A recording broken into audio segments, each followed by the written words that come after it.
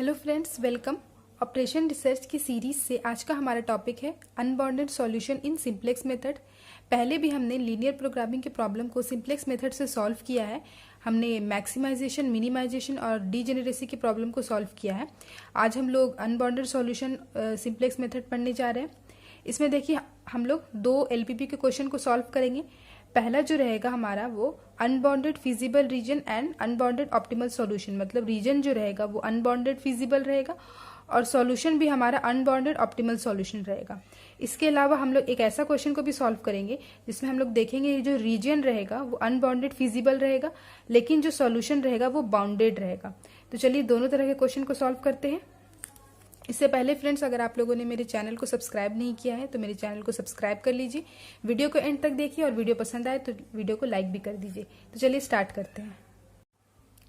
तो फ्रेंड्स, हमारे पास जो है ये एक एलपीपी दिया हुआ है। ये जनरल फॉर्म में हमेशा दिया हुआ रहता है, तो इसको पहले हम लोग को स्टैंडर्ड फॉर्म में कन्वर्ट करना पड़ेगा, क्योंकि यहाँ पे सिंप्लेक्स मेथड है। तो जनरल फॉर्म से स्टैंडर्ड फॉर्म में कन्वर्ट करने के लिए हम लोग को स्लैक या फिर सरप्लस वेरिएबल का यूज करना पड़ता है। और हम लोग यहाँ पे देखते हैं मैक्स जेड है या मीन जेड है। या मीन जेड रहेगा तो हम लोग को पहले मैक्स जेड में -1 से मल्टीप्लाई करके कन्वर्ट करना पड़ेगा। तो यहाँ पे लिखेंगे, तो देखिए हम लोग यहाँ पे ये लाइन लिख चुके हैं कि स्लैक वेरिएबल को हम लोग इंट्रोड्यूस करवा के इस एलपीपी को स्टैंडर्ड फॉर्म में कन्वर्ट कर रहे हैं। अब देखिए यहाँ पे दो कंस्ट्रेंट्स हैं, ये वाला और ये वाला। तो हम लोग दो स्लैक वेरिएबल लिखा। स्लैक वेरिएबल इसलिए क्योंकि यहाँ पे लेस देन और इक्वल टू का सिंबल है, इसलिए स्लैक वेरिएबल। अगर ग्रेटर देन का होता तो यहाँ पे हम लोग सरप्लस वेरिएबल को यूज करते। इससे पहले की वीडियो में हमने ये डिस्कस कर चुका है। तो इसको यहाँ पे लिखेंगे max Z equals to 2x1 plus x2, और यहाँ पे जो है सब्जेक्ट टू पहला है x1 माइनस x2, यहाँ पे ऐड कर देंगे s1 इक्वल टू कर देंगे 10, और दूसरा है 2x1 माइनस x2, यहाँ पे s2 ऐड कर देंगे और इक्वल टू 40 जो है वो लिखेंगे। s1 s2 को हमने यहाँ पे इंट्रोड्यूस करवाया है, तो हम लोग को ऑब्जेक्टिव फंक्शन में भी जो है s1 और s2 को इंट्रोड्यूस करना पड़ेगा। तो यहाँ पे जीरो कॉस्ट के साथ s1 और s2 लिखेंगे। ये o नहीं है, ये 0 s1 और 0 s2 है। इसके बाद हमारे पास चार वेरिएबल हो गए x1 x2 और s1 s2। तो यहाँ पे लिख देंगे x1 x2 s1 s2 greater than equal to 0। इतना कर लिए। इसके बाद हम लोग इनिशियल बेसिक फिजिबल सॉल्यूशन निकालेंगे। देखिए फ्रेंड्स, इनिशियली क्या होता है, जो हमारे पास जो पहले से वेरिएबल रहता है क्वेश्चन में, यानी कि x1 x2 वो इनिशियल में 0 होता है, x1 equal to x2 equal to 0। और जो हमने स्लैक वेरिएबल इंट्रोड्यूस करवाया यहाँ पे उसका वैल्यू निकाल देंगे। यहाँ पे ये 0 0 है तो s1 इक्वल टू 10, यहाँ पे से ये 0 0 है तो s2 इक्वल टू हो जाएगा 40। इसके बाद हम लोग मैट्रिक्स लिखेंगे। देखिए मैट्रिक्स का फॉर्म होता है ax इक्वल टू b का। a का यहाँ पे हम लोग वैल्यू लिखेंगे x1 x2 और s1 s2, और यहाँ पर से देखिए x1 का जो है कांस्टेंट है वो 1 है और x2 का -1 है, तो ये 1 -1। यहाँ पे s1 जो है 1 है और s2 नहीं है तो s2 0 है। यहाँ पे x1 2 है, x2 -1 है, s1 नहीं है तो s1 0 और s2 1 है। ये हो गया a का वैल्यू। x का वैल्यू होगा जो हमारे पास वेरिएबल्स है x1 x2 और s1 s2, और b का वैल्यू होगा जो राइट हैंड साइड में जो वैल्यू है वो, मतलब 10 और 40। देखिए मैट्रिक्स फॉर्म हो गया है। इसके बाद हम लोग इनिशियल टेबल बनाएंगे। देखिए फ्रेंड्स, हमने यहाँ पे इनिशियल टेबल बना लिया है। इसी तरीके से बनाया है जैसे हमने पहले भी बनाया था। सीजे का जो वैल्यू है हम लोग जानते हैं, सीजे का वैल्यू हम लोग यहाँ पे ऑब्जेक्टिव फंक्शन को देख के लिखते हैं। ऑब्जेक्टिव फंक्शन में x2 का कॉस्ट है 2, x1 का 1 और ये दोनों का 0 0 है, मतलब 2 1 0 0। तो यहाँ पे हम लोग वैल्यू पुट करेंगे x1 का 2, x2 का 1 और s1 s2 का 0 0। इसके बाद हम लोग ये जो b का कॉलम है बेसिक वेरिएबल का, इसमें s2 और s1 और s2 को लिखेंगे, क्योंकि ये s1 s2 जो है स्लैक वेरिएबल है। हम लोग हमेशा इनिशियल टेबल में स्लैक या सरप्लस वेरिएबल को ही लिखते हैं। जितने सारे रहेंगे, s3 अगर रहता तो s1 s2 s3 लिख देते, तब हमारे पास 3 कंस्ट्रेंट होते। cb जो है वो s1 और s2 का कॉस्ट होगा, यानी कि s1 के लिए 0 है और s2 के लिए भी 0 है। इसके बाद xb का जो वैल्यू है इनिशियली हम लोग मैट्रिक्स को देख करके फिलअप कर देंगे, मतलब 10 और 40। और यहाँ इस वैल्यू को भी हम लोग ये मैट्रिक्स को देख के फिलअप कर देंगे, मतलब ये 1 -1 1 0, फिर है 2 -1 0 1, इतना हो गया। उसके बाद हम लोग को है ZJ माइनस CJ निकालना। तो हम लोग जानते हैं कि इनिशियल में ZJ माइनस CJ का जो वैल्यू होता है इनिशियल टेबल में वो होता है -CJ, क्योंकि ZJ माइनस CJ का फॉर्मूला होता है CB इंटू XJ और CJ माइनस है -CJ। इसका मतलब ZJ का वैल्यू है CB इंटू XJ। और इनिशियल टेबल में तो हम लोग बेसिक वेरिएबल में हमेशा स्लैक और सरप्लस वेरिएबल को ही लिखते हैं, और उसका कॉस्ट तो हमेशा 0 ही रहता है स्लैक और सरप्लस वेरिएबल का। तो इसका मतलब कि CB का वैल्यू इनिशियल टेबल में 0 रहेगा, तो CB इंटू XJ हो जाएगा 0। इसका मतलब ZJ हो गया 0, तो ZJ माइनस CJ हो जाएगा -CJ। तो इनिशियल टेबल में फ्रेंड्स ZJ माइनस CJ का वैल्यू होगा -CJ। तो ये इनिशियल टेबल है तो -CJ लिख देंगे, मतलब यहाँ पे 2 है तो यहाँ लिखेंगे -2, ये 1 है तो यहाँ लिखेंगे -1, और ये 0 0। इसके बाद देखिए हमारे पास 2 निगेटिव वैल्यू आया है।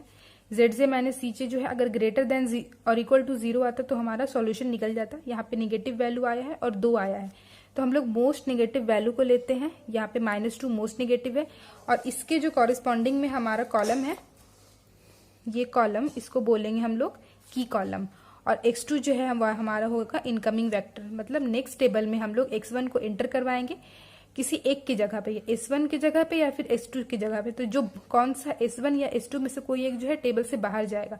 तो इसको फाइंड आउट करने के लिए अब हम लोग मिनिमम रेशियो निकालेंगे, इसीलिए हम लोग यहाँ पे थोड़ा सा स्पेस हमेशा छोड़ देंगे सॉल्व करने टाइम, ताकि यहाँ पे हम लोग पता चले मिनिमम रेशियो निकालना है या नहीं। तो यहाँ पे देखिए मिनिमम रेशियो निकालना है।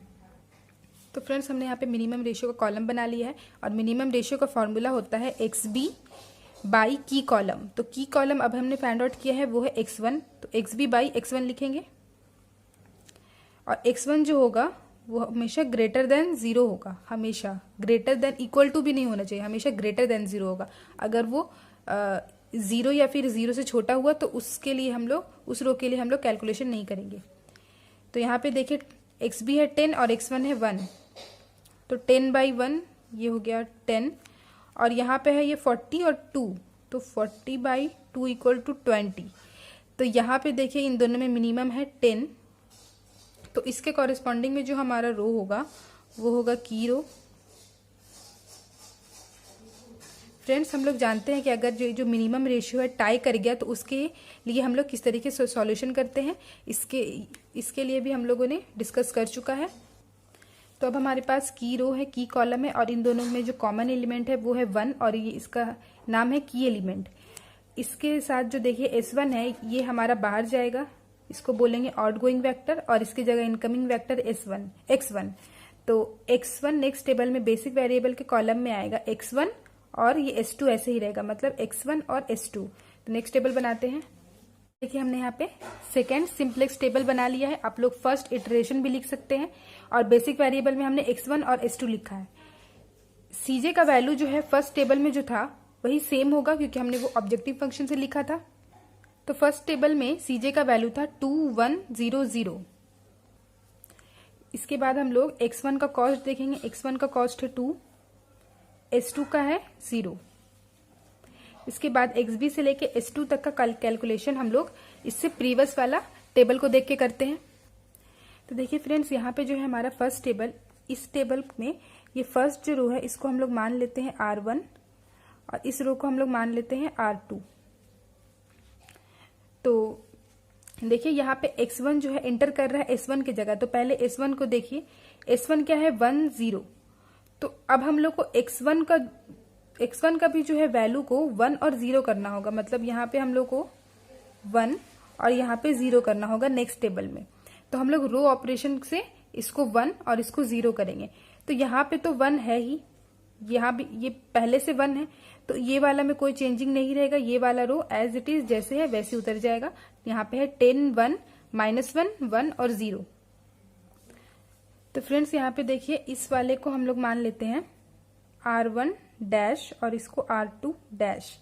तो R1 डैश हो चुका है, R2 डैश निकालना है अब हम लोग को। देखिए फ्रेंड्स प्रीवियस टेबल में हमारा जो R2 है वो 2 है, और इसको हम लोग को 0 करना है। तो हम लोग याद रखेंगे हमेशा जो है रो ऑपरेशन करने टाइम, जैसे कि देखिए R2 डैश के लिए निकाल रहे हैं तो यहाँ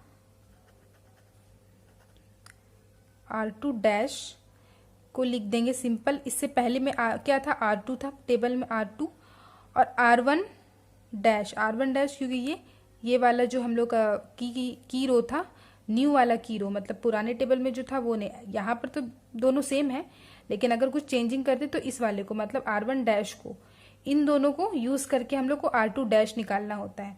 तो अब देखिए R1 डैश में हम लोगों के पास है यहाँ पे 1 और यहाँ पर है 2। इसका मतलब R1 डैश को हम लोग को 2 से मल्टीप्लाई करना होगा और उसके बाद दोनों को माइनस करना होगा, तो यहाँ पे 0 आ जाएगा। मतलब हम लोग को R2 माइनस 2 R1 डैश करना होगा। तो फ्रेंड्स मैंने यहाँ पे नाम भी लिख दिया है, तो आप लोग R2 माइनस 2 R1 डैश कीजिए और यहाँ पे वैल्यू भी निकाल सकते हैं।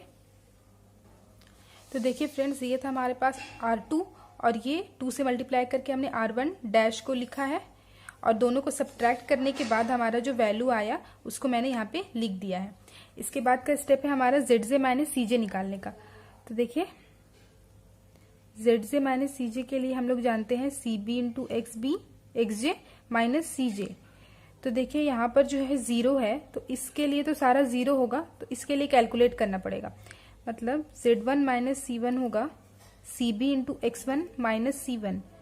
तो CB है हमारे पास 2, X1 है 1, तो 2 इंटू 1 प्लस 0 इंटू 0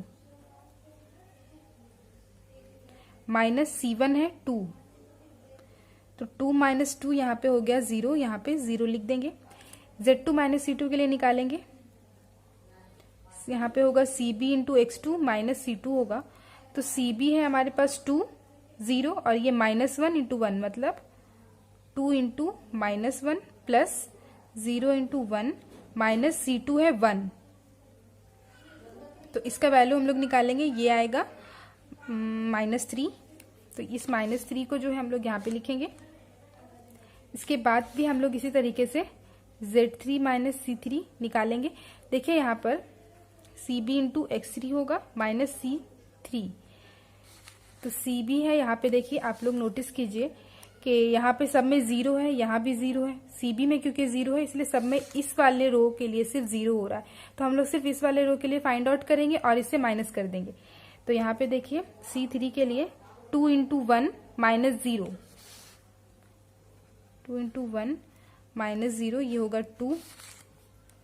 और इस रो के लिए आप लोग जल्दी जल्दी कैलकुलेट ऐसे कर सकते हैं, 2 इंटू 0 0 प्लस 0 इंटू 1 0 माइनस 0 0। तो यहाँ पे तो 0 ही आया।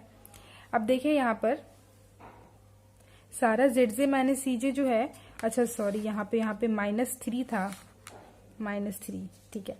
अब देखिए यहाँ पे ZJ माइनस CJ जो है एक निगेटिव आया है, तो यहाँ पे एक एरो बनेगा और इसके कॉरेस्पॉन्डिंग में जो हमारा कॉलम है उसको बोलेंगे की कॉलम, और x2 जो होगा इनकमिंग वेक्टर होगा। अब आउटगोइंग वेक्टर निकालने के लिए हम लोग को मिनिमम रेशियो निकालना होगा। तो मिनिमम रेशियो के कॉलम बना लिया है हमने। इसका फॉर्मूला है XB बाई की कॉलम है हमारे पास x2, तो XB बाई x2 लिखेंगे और x2 जो होगा ग्रेटर देन 0 होगा, ठीक है। अब देखिए यहाँ पे XB जो है वो 10 है और x2 -1 है, तो ये माइनस है तो कैलकुलेट नहीं करेंगे। अगर माइनस या निगेटिव या 0 रहेगा तो कैलकुलेट नहीं करेंगे। इसके बाद है 20 और 1, तो यहाँ पे होगा 20 बाई 1 यानी कि 20। अब एक ही वैल्यू आया, यही हमारा मिनिमम वैल्यू होगा। तो इसके कॉरेस्पॉन्डिंग में जो हमारा रो है ये वाला रो होगा की रो, और S2 जो है बाहर जाएगा, S2 की जगह आएगा X2। तो हमारा बेसिक वेरिएबल का कॉलम जो होगा नेक्स्ट टेबल में वो होगा X1 X2। तो देखिए फ्रेंड्स यहाँ पे हमने थर्ड सिंप्लेक्स टेबल बना लिया है। आप चाहे तो सेकंड इटरेशन भी लिख सकते हैं। CJ का वैल्यू तो सेम ही रहेगा, जो ऑब्जेक्टिव फंक्शन से हमने लिखा था सारा टेबल में सेम रहेगा, और यहाँ पे बेसिक वेरिएबल X1 और X2 हो जाएगा। और X1 का जो कॉस्ट है वो है 2 और X2 के लिए है 1। इसके बाद हम लोग क्या करेंगे, इससे जस्ट प्रीवियस वाला टेबल को नोटिस करेंगे।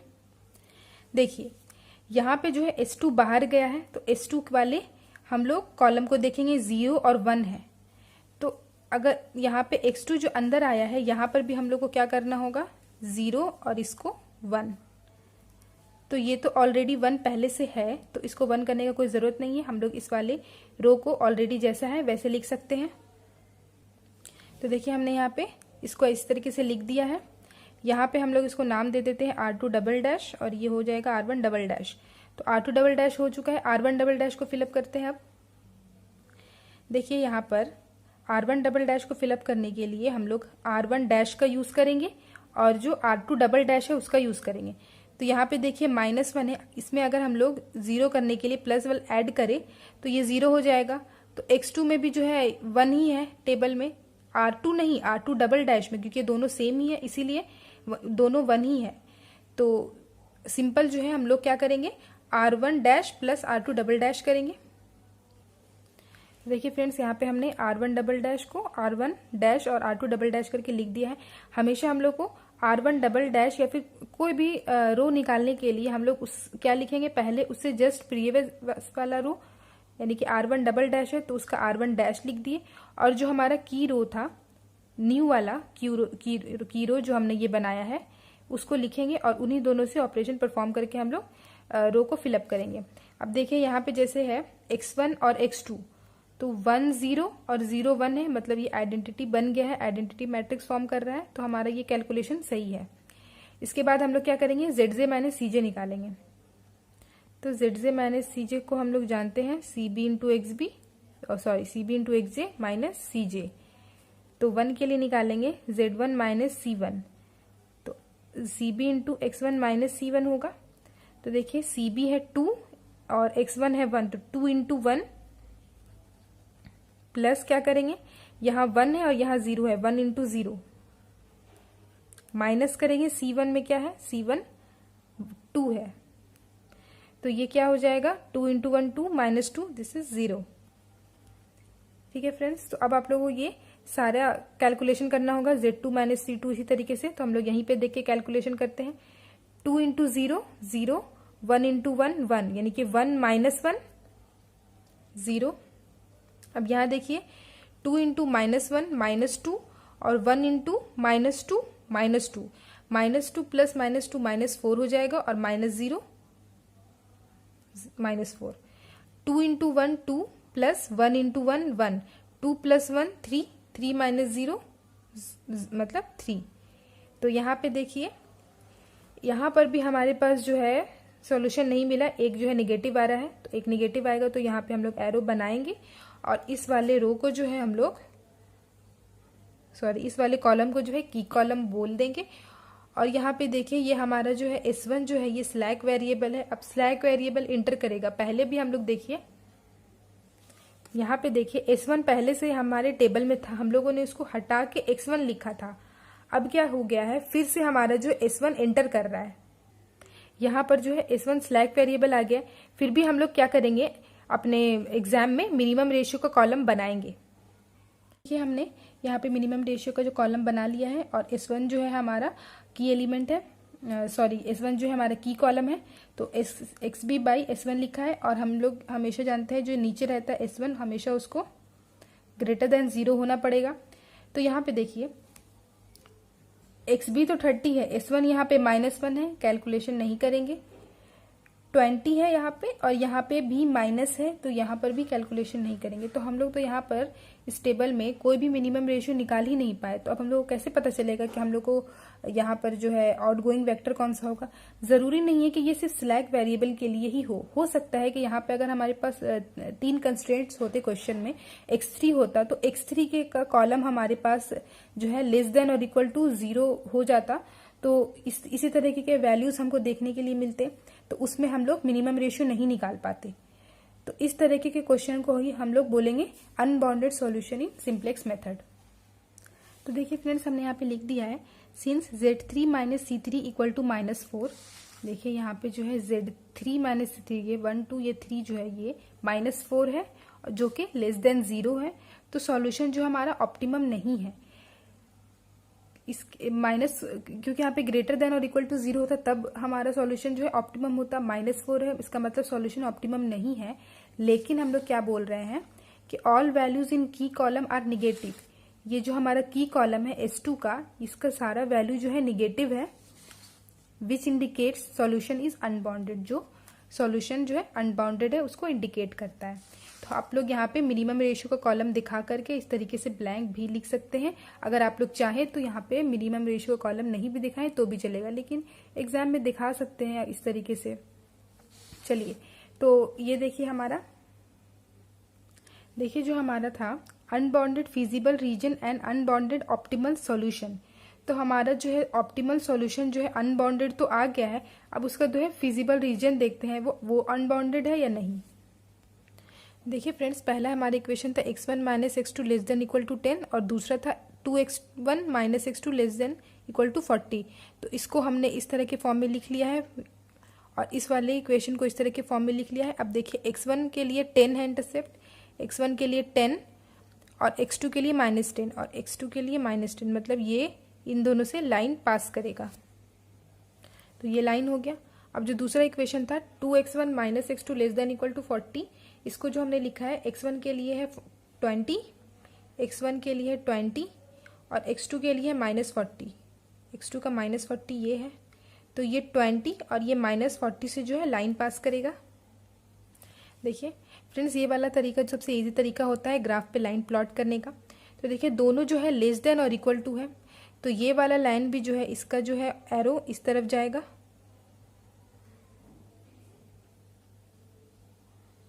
आप लोग अगर चाहें तो इस लाइन में, इस लाइन के पॉइंट को छोड़ के कहीं पर भी एक पॉइंट ले लीजिए और उसको, उस पॉइंट को इस इक्वेशन में पुट करके देखिए। अगर ये लेस देन इक्वल टू हो रहा है, लाइन को सेटिस्फाई कर रहा है, तो उसका एरो उस पॉइंट की तरफ जाएगा। अगर वो उस पॉइंट को सेटिस्फाई नहीं कर रहा है तो उसके अपोजिट साइड में जाएगा। अब देखिए ये वाला लाइन भी जो है लेस देन इक्वल टू 0 है, तो ये भी लाइन जो है इस तरफ अंदर की तरफ जाएगा। देखिए फ्रेंड्स, ये वाला चीज़ हम लोग ग्राफिकल मेथड में पढ़ चुके हैं, ठीक है। तो अब देखिए ये वाला जो रीजन हुआ हमारे पास,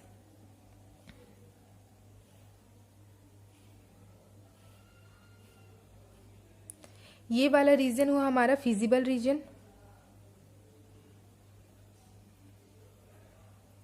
और ये रीजन जो है बाउंडेड भी नहीं है, ये रीजन जो है अनबाउंडेड है।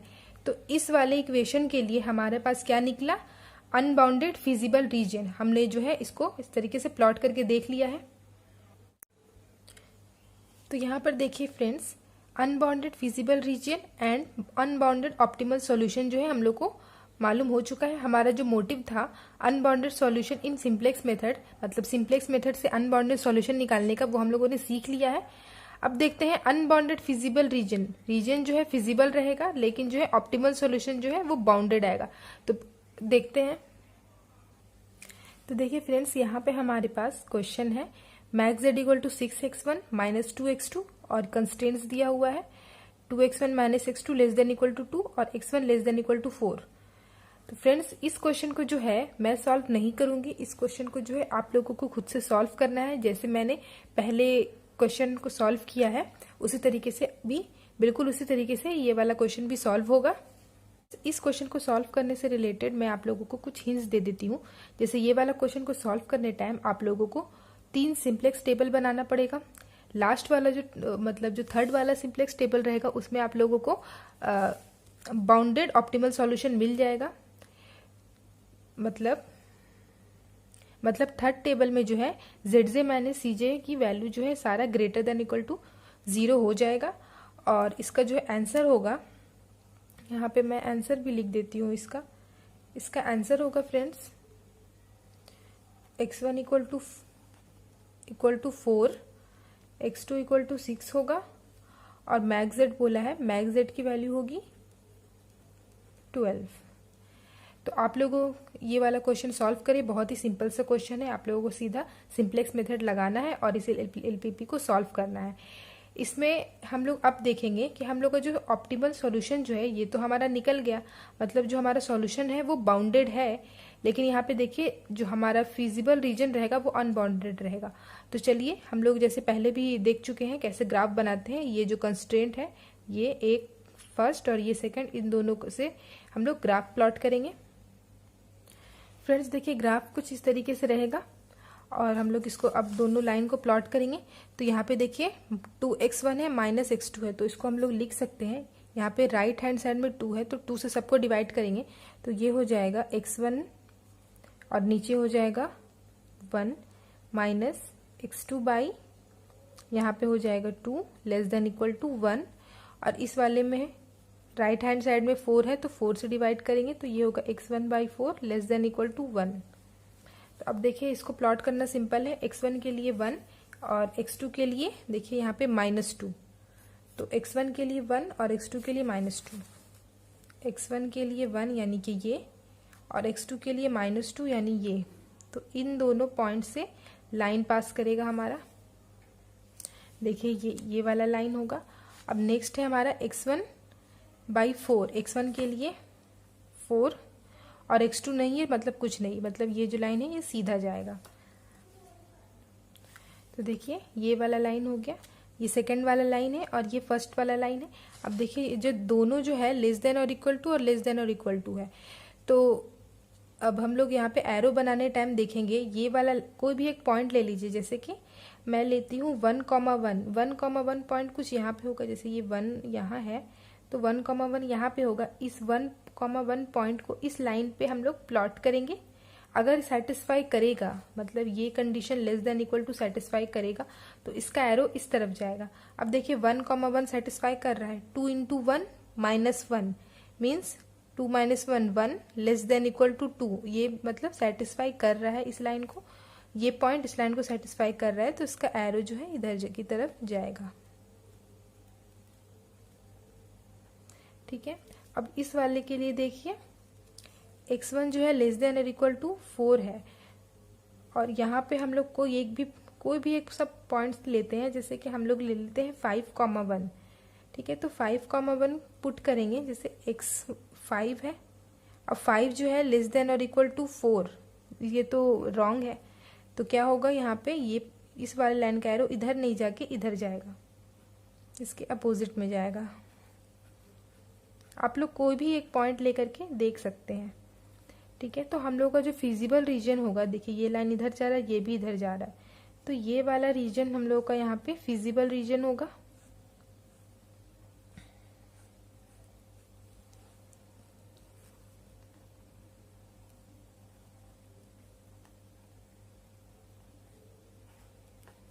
ये रीजन फिजिबल रीजन हो गया, और हमारा जो है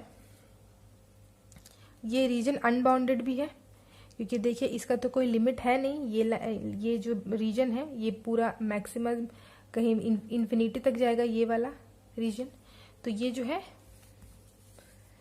अनबाउंडेड भी है, अनबाउंडेड फिजिबल रीजन, और इसका जो है ऑप्टिमम सॉल्यूशन जो है वो बाउंडेड है। तो अब देखिए हम लोग यहाँ पे नोट में क्या लिखे हैं, तो फ्रेंड्स देखिए यहाँ पे नोट में क्या लिखा है, it is interesting to note that feasible region is not bounded but still the optimal solution is bounded। मतलब feasible region जो है अनबाउंडेड है लेकिन फिर भी हमारा सॉल्यूशन जो है वो बाउंडेड है। तो ऐसा नहीं है कि अगर हमारा जो है सॉल्यूशन जो है वो अनबाउंडेड रहे तो फिजिबल रीजन भी अनबाउंडेड हो, या फिजिबल रीजन जो है वो अनबाउंडेड हो सॉल्यूशन भी अनबाउंडेड हो, ऐसा ज़रूरी नहीं है। हम लोग यहाँ पे देखिए फिजिबल रीजन अगर अनबाउंडेड रहेगा तो भी सॉल्यूशन जो है वो ऑप्टिमल आ सकता है।